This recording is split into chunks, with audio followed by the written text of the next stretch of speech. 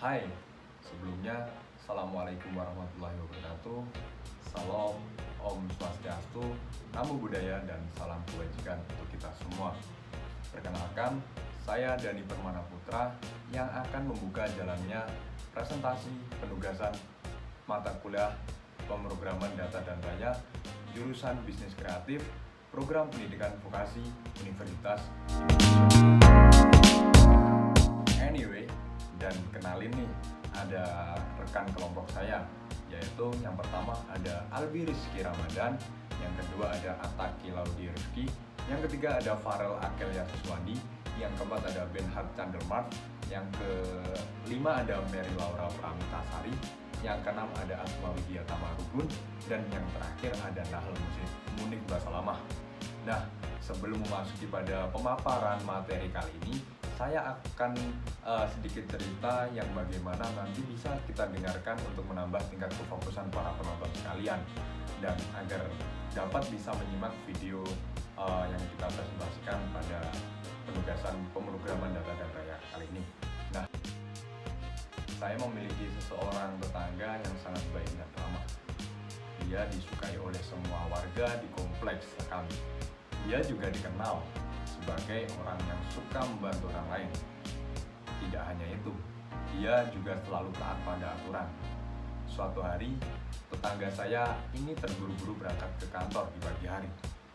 Ada rapat penting yang harus dia hadiri, sementara dia terlambat bangun karena semalaman kurang tidur mempersiapkan rapat penting tersebut. Di tengah-tengah ketergesaan tersebut, tetangga yang baik ini menghidupkan mesin mobil sambil mengirim pesan SMS ke atasannya bahwa dia mungkin datang sedikit terlambat. Nah, karena terburu-buru dan tidak konsentrasi, dia menginjak pedal gas tanpa menyadari seorang anak kecil bersepeda tepat di depan mobilnya. Ketika dia menyadari hal tersebut, semuanya sudah terlambat.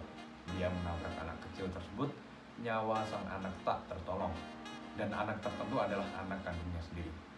Betapa perih hati tetangga saya tersebut. Dia begitu menyesal karena kecerobohannya telah membawa petaka buat buah hatinya sendiri. Hari ini saya ingin mengetuk hati Anda semua bagaimana kita berkendara dengan baik dan penuh konsentrasi agar tidak mengulang kejadian tragis yang dialami tetangga saya tersebut. Maka dari itu, izinkan saya memaparkan latar belakang mengenai ide inovasi aplikasi yang memandu untuk melakukan karantina mandiri yang bernama Karman. Karman adalah singkatan dari nama karantina mandiri. Di tengah pandemi COVID-19, masih banyak masyarakat yang belum mengetahui mengenai pengembangan penanganan karantina mandiri. Hal itu juga dapat membuat mereka merasa stres dikarenakan penyakitnya semakin parah dan menyebar luas. Untuk itu, Karman Mobile hadir sebagai solusi untuk memudahkan masyarakat dalam melakukan tata cara isolasi mandiri tanpa datang langsung ke dokter atau satuan tugas COVID-19. Nah, di dalam aplikasi ini, Karman Mobile tentunya sudah ada banyak sekali fitur-fitur yang menarik dan sangat lengkap tentunya untuk membantu masyarakat dalam penanganan isolasi mandiri dengan memanfaatkan teknologi berbasis aplikasi. Mungkin penjelasan selanjutnya akan dilanjutkan oleh rekan-rekan saya untuk bisa mengupas lebih dalam lagi mengenai aplikasi Karman Mobile ini. Masuk ke masalah.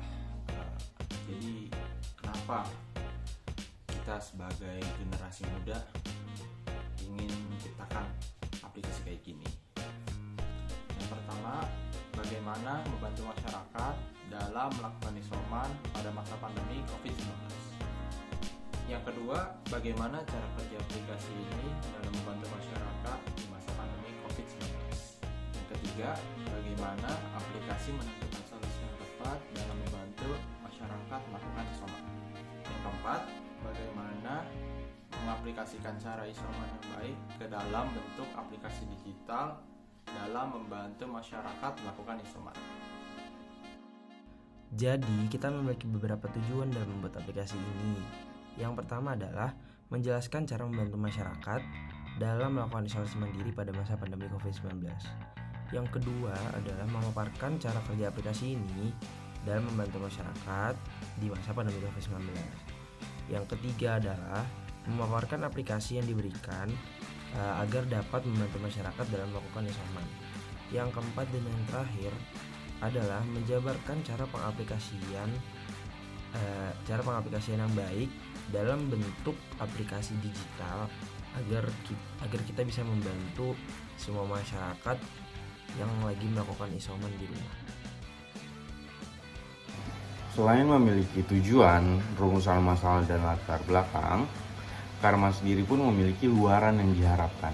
Luaran yang diharapkan dari Karman ini sendiri adalah menghasilkan sebuah aplikasi yang dapat membantu dan memandu masyarakat Indonesia, terutama yang ingin menjalankan isolasi mandiri dan karantina mandiri.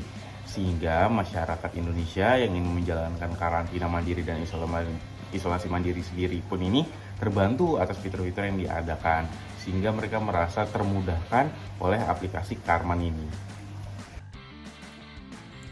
Next, saya akan menjabarkan berbagai manfaat dari aplikasi Karman Mobile. Yang pertama, mengurangi jumlah kegagalan masyarakat dalam melakukan isolasi mandiri. Kami memastikan pengguna aplikasi Karman Mobile yang melakukan isoman punya tingkat keberhasilan yang tinggi. Yang kedua, memandu seorang yang akan melakukan isolasi mandiri. Kami memastikan semua pengguna aplikasi kami berikan panduan yang sesuai dengan SOP, jelas, singkat, padat, jadi mudah dipahami oleh semua penggunanya. Yang ketiga, meningkatkan motivasi dan harapan masyarakat dalam menghadapi pandemi COVID-19. Melalui aplikasi yang kami hadirkan ini, kami ingin memberikan semangat kepada masyarakat bahwa sebenarnya pandemi COVID-19 ini bukanlah akhir segalanya. Karena harapan untuk sembuh itu masih sangat besar apabila dilakukan panduan pengobatan dan isoman dengan cara yang tepat. Halo, aku Atma. Dalam bagian video ini aku akan menjelaskan inovasi dari aplikasi ini. Nah, aplikasi ini bernama Karman yang terbentuk dari singkatan karantina mandiri.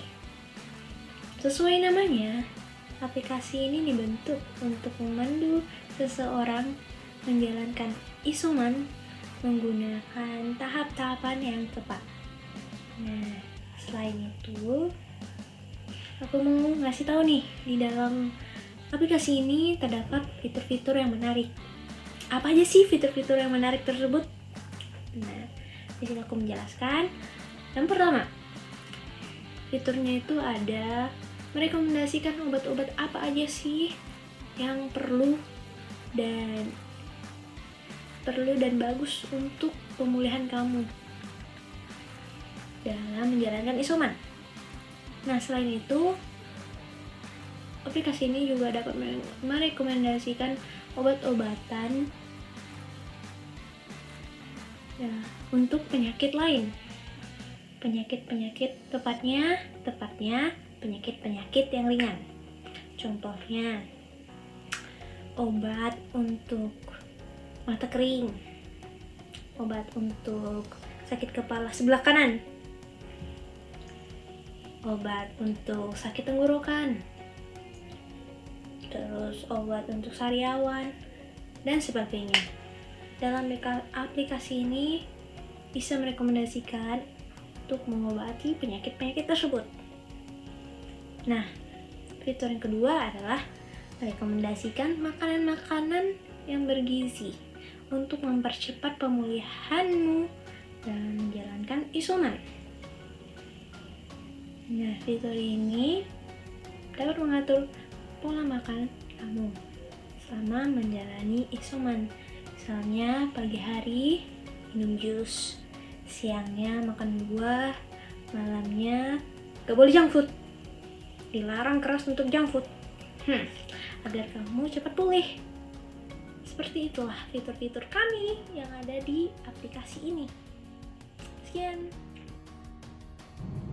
Di tengah banyaknya kasus kematian COVID-19 dan tata cara isolasi mandiri masyarakat yang salah, kami selaku generasi pemuda yang berharap bisa berkreativitas dan peduli terhadap kondisi masyarakat untuk menciptakan aplikasi yang dapat membantu masyarakat dalam melakukan isolasi mandiri saat terpapar COVID-19 sesuai dengan standar operasional berlaku yang baik dan benar sehingga masyarakat bisa menjalankan isolasi mandiri dengan tepat pada aplikasi ini. Terima kasih.